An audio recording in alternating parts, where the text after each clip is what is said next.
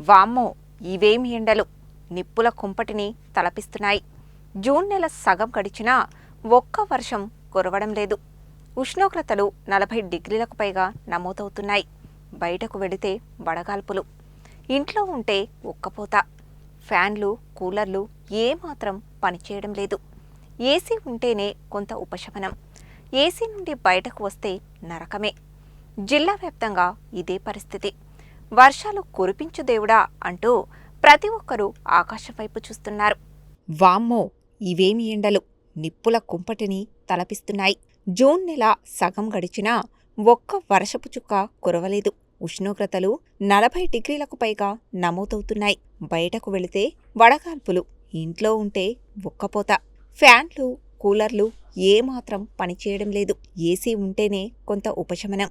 AC నుండి బయటకు వస్తే నరకమే. జిల్లా వ్యాప్తంగా ఇదే పరిస్థితి. వర్షాలు కురిపించు దేవుడా అంటూ ప్రతి ఒక్కరూ ఆకాశం వైపు చూస్తున్నారు.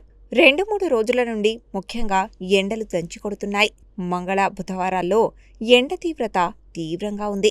బయట అడుగు పెట్టాలంటే ప్రజలు భయపడుతున్నారు. కూలి పనులు చేసుకుని బతికే కార్మికులు, వీధి వ్యాపారులు, పండ్లు, కూరగాయలు అమ్ముకునే చిరు వ్యాపారులు, ఆటో డ్రైవర్లు, ద్విచక్ర వాహనదారులు, పాదచారులు ఎండల తీవ్రత తట్టుకోలేక ఇబ్బంది పడుతున్నారు. తప్పని పరిస్థితుల్లో రోడ్లపై ఉండాల్సి వస్తోందని, వర్షాకాలంలో ఈ ఎండలు ఇలా ఉంటే బతికేదెలా అంటూ వాపోతున్నారు.